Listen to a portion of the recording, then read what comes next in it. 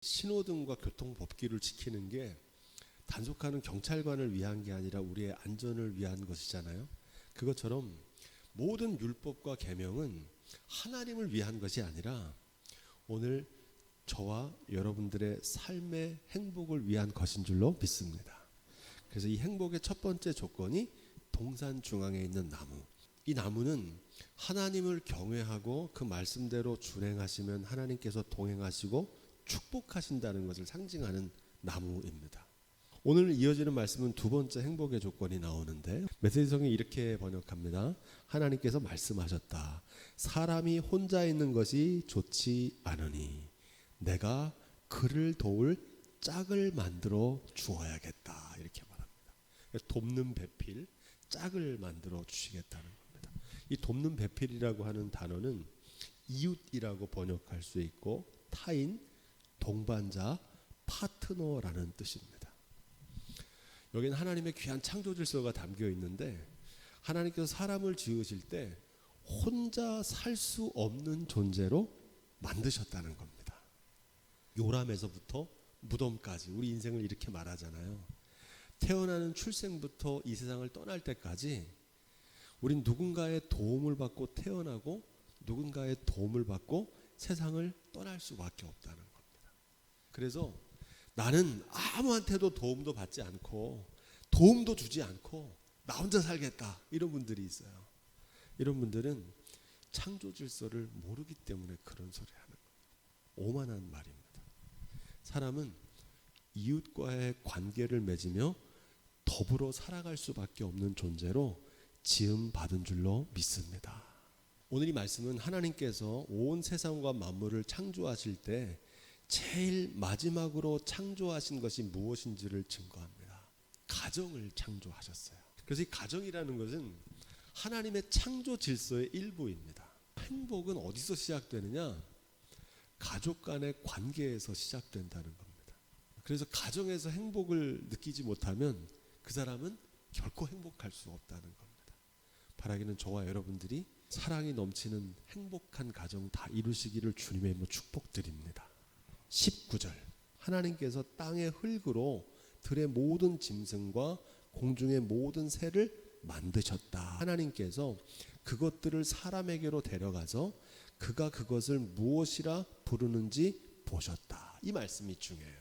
하나님께서 일하시는 방법이 여기에 기록되어 있습니다. 하나님께서는 혼자 일하지 않으시고 하나님 이름 다 정해서 주셔도 되는데 그걸 아담에게 정하게 하시는 거예요. 하나님께서는 혼자 일하지 않으시고 우리와 함께 일하신다는 사실입니다. 어거스틴이라고 하는 분이 그래서 이렇게 고백했어요. 우리 없이 우리를 창조하신 하나님은 우리와 함께 우리의 구원을 이루어 가신다. 여기 아주 중요한 의미가 있는데 우리가 디딤돌이 될 수도 있지만 때로는 하나님이 하시는 일에 걸림돌이 될 수도 있다는 말이에요. 바라기는 하나님과 함께 하나님의 구원 사역에 동참하는 저와 여러분들의 복된 삶이 될 수 있기를 축원드립니다. 하나님은 일방적으로 강요하시지 않고요. 사람과 함께 소통하기를 원하십니다. 청지기에게 자발성과 자율성을 허락해 주셨다는 겁니다. 다만 청지기는 딱 하나만 기억하면 됩니다. 창조주 하나님께 위임받은 청직이라는 사실만 기억하면 됩니다. 그래서 이게 내게 아니라 누가 맡기신 거예요? 하나님 맡기신 거라는 거예요. 그것을 관리할 수 있는 책임을 주셨다는 겁니다. 그 사람이 생물 하나하나를 일컫는 말이 곧 그의 이름이 되었다 이렇게 말합니다. 결정권을 주셨다는 거거든요. 여기 아주 중요한 의미가 있습니다. 하나님께서 사람에게 자유의지를 주셨다는 겁니다. 이게 굉장히 중요해요. 이거에 반대되는 건 뭐냐면 노예의지입니다. 자유의지는 뭡니까? 스스로 자발적으로 생각하고 결정할 수 있는 권한을 주신 거야. 이게 자유의지입니다. 마음대로 할 수 있게 하셨다는 거야. 다만 뭐만 기억하면 됩니까? 동산 중앙에 있는 나무만 먹지 않으면 돼요. 하나님을 경외하는 믿음으로 말씀대로만 준행하면 그 외에 다른 것들 동물의 이름을 정하고 먹고 싶은 거 먹고 하는 것은 자기 스스로 결정할 수 있는 자유를 주셨다는 겁니다. 왜 자유의지를 주셨느냐? 자유의지는 사랑의 표현입니다. 신뢰하고 존중하기 때문에 자유의지를 주신 거예요. 노예처럼 생각하는 건 사랑이 아닙니다. 내가 너를 사랑하니까 너 내 뜻대로 해야 돼. 이거는 사랑의 탈을 쓴 집착입니다. 근데 하나님 우리를 그렇게 사랑하지 않으시고 자유의지를 주신 줄로 믿습니다. 왜 그러냐면 사람은 자발성과 자율성이 있어야 의미와 보람을 찾을 수 있거든요. 자발성과 자율성이 있어야 창의력도 늘어요. 자발성과 자율성이 있어야 변화와 성숙을 맛보게 되고 무엇보다 기쁨과 행복을 누릴 수 있어요.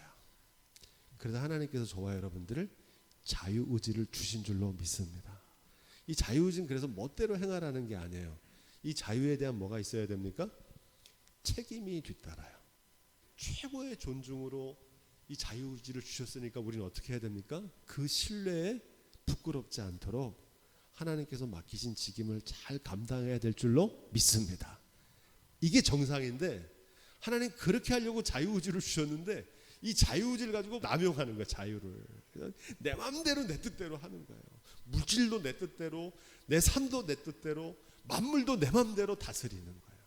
그래서 창조 질서가 파괴된 겁니다. 자기주도 학습이라는 개념인데요. 저희 학교 다닐 때마다 그런 게 없었어요. 근데 요즘은 이 자기주도 학습을 하는 게 제일 중요합니다. 스스로 계획을 세우고 자기 스스로 결정하고 그걸 반복하고 거기에 대해서 평가하는 거예요. 아는 것과 모르는 것을 메타인지라고 그러는데 그거를 스스로 판단해서 공부 방법을 찾아가는 거예요. 그런 학생들이 공부도 잘하고 학습에 효과도 있다는 거예요. 가정에서 가장 어려운 것 중에 하나가 자녀를 교육하는 겁니다. 저도 자녀를 키우지만 참 어려워요. 내 마음대로 안 되는 게 자녀 교육인 것 같습니다. 보통 자녀 교육을 하면 자녀들의 진학 그리고 건강, 몸에 대한 것만 관심을 갖는데 사실은 더 중요한 건 자녀들의 영혼이에요. 자녀들의 감정, 자녀들이 행복감을 느끼며 살고 있는지. 여기에 관련해서 감정 코치라고 하는 말이 있어요. 아이들이 자랄 때 부정적인 감정을 가질 때가 있어요. 막 화를 내기도 하고 슬퍼하기도 하고. 그럴 때 부모님들이 그걸 어떻게 대처하냐는 겁니다. 네 가지 모습으로 부모들이 대처하는데 첫 번째는 축소 전환형 부모가 있어요. 야 그거 별거 아니니까 괜찮아. 이렇게 그 아이의 감정을 그냥 무시하고 그때 어릴 때 다 그런 거야.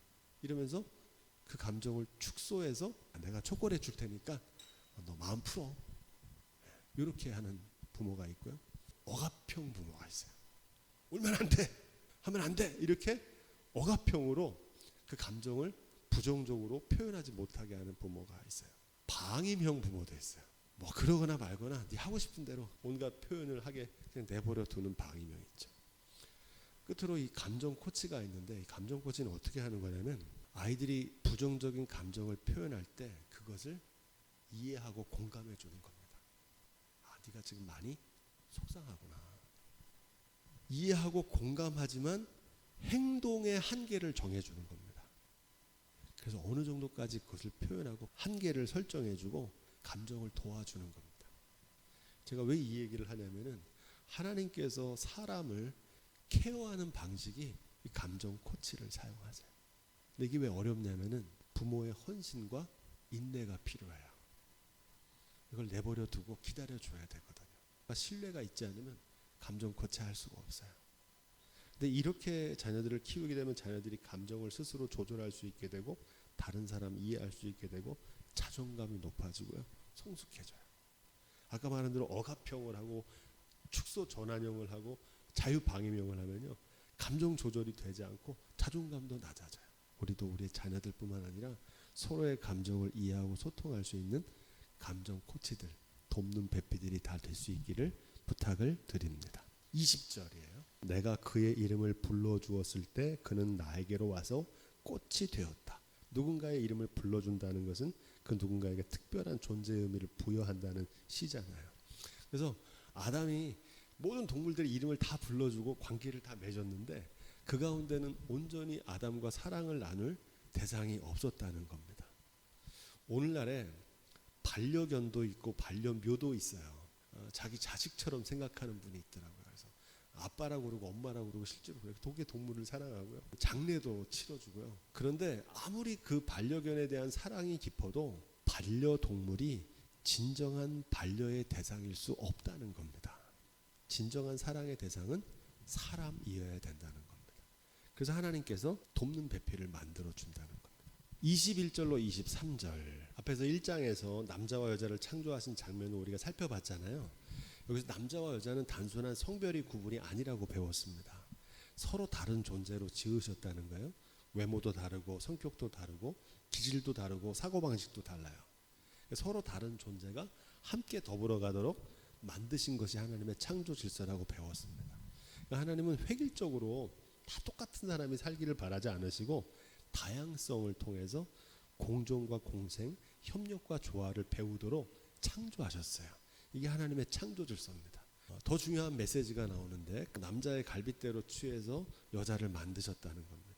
이 말씀을 옛날에 참 잘못 해석하는 경우가 많아서요. 남자분들이 갈빗대에서 여자를 만들었기 때문에 여자는 남자보다 좀 하등한 존재라고 생각하는 그 말씀으로 이 말씀을 오해했어요. 이 말씀은 남존여비나 부창부수 같은 시대착오적인 차별적인 말씀이 아닙니다. 본문이 전하는 뜻은 내 뼈 중에 뼈요 살 중에 살이라는 거예요. 이 문장의 핵심이 있습니다. 이 말씀은 내 이웃을 내 몸과 같이 사랑하라 하신 주님의 말씀과 연결됩니다. 이웃을 내 몸과 같이 사랑하라는 이 말씀은 선지자와 율법의 두 강령입니다. 첫째는 뭡니까? 하나님을 사랑하라. 둘째는 이와 같으니 내 이웃을 내 몸과 같이 사랑하라. 성경의 두 가지 큰 율법의 핵심이 되는 말씀입니다. 아담과 하와는 이웃입니다. 요즘 우리가 쓰는 말로 하면 타인입니다. 이 말씀이 전하는 메시지는 동해복수법이라고 모세가 정한 법이 동해복수법이 있잖아요. 눈에는 눈, 이에는 이. 참 무서운 법이죠. 내 눈을 상하게 하면 그 상하게 한 사람의 눈을 똑같이 상하게 하고 내 이를 상하게 하면 상대방의 이도 상하게 하라는 말입니다. 이 말씀의 뜻은 무서운 복수를 말하는 게 아니라고 그랬죠. 이 동해복수법이 전하는 메시지는 생명의 등가성을 말한다 이렇게 말합니다. 내 생명 소중하면 다른 사람 생명 소중한 것도 알라는 겁니다. 내 자녀가 귀하면 남의 자녀 귀한 줄도 알고 내 건강, 내 물질이 귀하면 다른 사람 물질 귀한 줄도 알라는 거야. 똑같다는 거예요.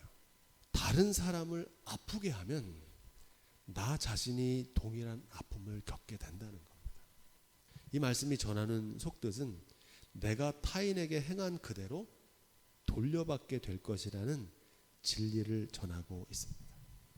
예수님께서는 여기에 대해서 뭐라고 말씀하셨냐면 마태복음 7장 12절에 무엇이든지 남에게 대접받고자 하는 대로 너희도 남을 대접하라 이렇게 말씀하십니다. 이걸 뭐라고 부릅니까? 이거를 황금률이라고 불러요. 성경에 많은 율법들이 있는데 그 중에서 최고의 금메달이라는 거예요. 이 말씀을 이웃과의 관계에서 언제나 금과 옥조처럼 여기고 지키는 삶의 원칙이 될 수 있기를 주님으로 부탁을 드립니다. 여기에도 사도 바울은 이렇게 말합니다. 갈라디아서 5장 14절에서 온 율법은 내 이웃 사랑하기를 내 몸같이 하라 하신 한 말씀에 이루었나니. 그러면서 이 말씀이 이렇게 이어집니다. 만일 서로 물고 먹으면 피차 멸망할까 조심하라. 피차 물고 먹으면 공멸한다는 거예요.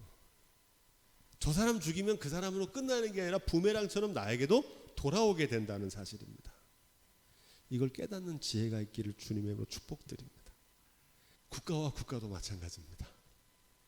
전쟁에서 이기면 우리가 이긴다고 생각하는데 전쟁의 승자는 없어요.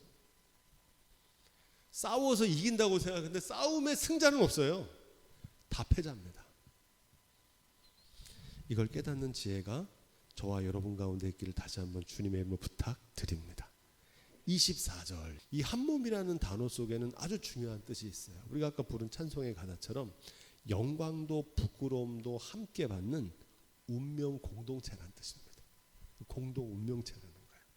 살아도 같이 살고 죽어도 같이 살아요. 같이 죽어요. 한 배를 탄 사람, 한 배를 탄 사람은요 같은 운명이에요. 가정과 교회는 한 몸인 줄로 믿습니다. 이게 정말 중요한 깨달음이에요. 근데 이걸 모르는 사람이 정말 많아요. 한 몸인 걸 모르는 거예요. 그래서 성도들의 축복은요 목회자의 축복이고, 목회자의 어려움과 고난은요 성도들의 고난으로 이어지게 돼 있습니다. 한 몸이기 때문에. 아내와 남편도 마찬가지. 아내를 불편하게 하면 남편이 힘든 거고요, 남편이 행복하면 아내도 행복해지는 거예요. 여기서 연합하여라고 하는 말이 나오는데, 연합한다는 말은 물리적인 결합을 말하는 게 아니라 화학적인 결합을 말합니다. 수소와 산소가 합쳐지면 물이 되잖아요. 제3의 존재가 되잖아요. 그것처럼 서로 다른 우리가 합쳐지면 새로운 존재가 되는 겁니다. 둘이 연합하려면 어떻게 해야 되느냐? 전제 조건이 있어요. 반드시 부모를 떠나야 된다는 거예요. 이것은 단순히 출가 외인 같은 말을 하는 게 아닙니다. 이전에 익숙했던 삶의 방식을 떠나야 된다는 겁니다. 그래서 새로운 가정을 만든다는 것은 지금까지 경험해 보지 못했던 낯선 삶의 방식으로 바꾸는 겁니다. 독립해야 된다는 거죠. 경제적인 독립만 말하는 게 아니라 정신적인 독립도 해야 된다는 거예요. 더 중요한 건 뭐냐면, 내가 이전에 살아왔던 가치관, 내가 가지고 있던 내 삶의 스타일, 나의 주장, 나의 소견 내려놔야 진정한 연합이 이루어진다는 사실입니다. 그래서 연합이라는 거를 제일 잘 알 수 있는 게 뭐냐면 합창이거든요. 합창. 연합한다는 말의 개념은 합창과 같습니다. 합창이 잘 됐대요. 아름다운 합창이 이루어지려면 어떻게 해야 됩니까? 자기 목소리를 돋보이게 하려고 하면 안 됩니다. 그러면 불협화음이 나요. 반드시 화합이 깨집니다. 아름다운 합창, 조화로운 합창이 되려면 어떻게 돼요? 내 목소리를 돋보이게 하기보다 다른 사람의 목소리를 잘 들어야 돼요. 내 스타일대로 하는 게 아니에요. 합창은 그건 독창이에요. 나를 돋보이게 하는 게 아니라 합창은 아름답게 조화로운 목소리를 나타내는 게 합창입니다. 그래야 조화로운 목소리가 나는 거예요. 신앙생활도 마찬가지입니다. 교회 생활은 내 주장, 내 소견, 내 뜻을 관철하는 곳이 아닙니다. 내 소견을 내려놓는 거예요. 여기서는 어디 앞에? 주님의 뜻 앞에. 그래서 서로 협력해서 하나님의 뜻을 이루어가는 게 교회 생활이고 신앙 공동체인 줄로 믿습니다. 왜 이 말씀을 드리냐면, 많은 분들이 가정생활이나 교회 생활을 내 목소리를 드러내는 독창이라고 생각하는 경우가 많습니다. 독창이 아니에요. 서로 다른 소리가 모여서 아름답게 하모니를 이루는 합창이 될 수 있기를 주님의 이름으로 축복드립니다.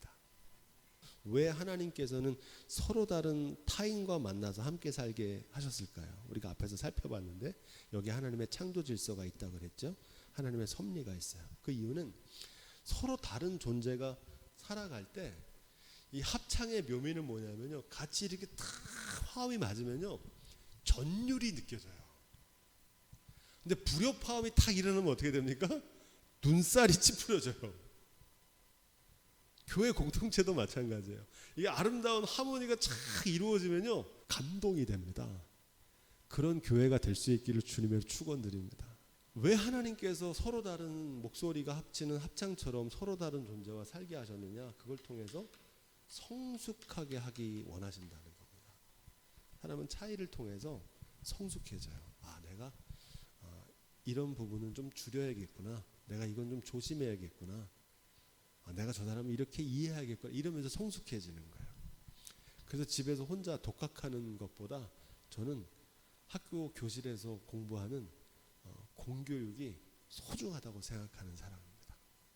좀 특별한 학교 보내는 것보다 평범한 공교육에 희망이 있다고 생각합니다.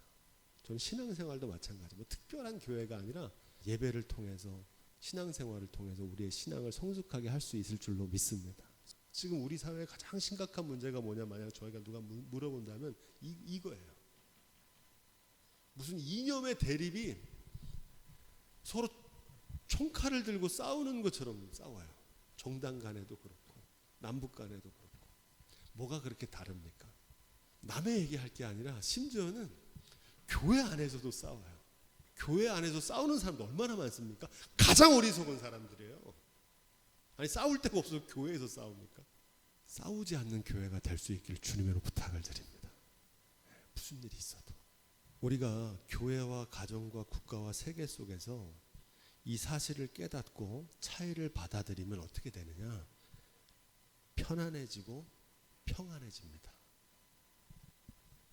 하지만 불행하게도 이 사실을 깨닫지 못하거나 너무 늦게 깨달으면 이전에 경험해보지 못했던 아픔과 고통과 갈등과 다툼 속에서 하늘이 무너진 것 같은 인생의 쓰라린 절망을 맛보게 됩니다.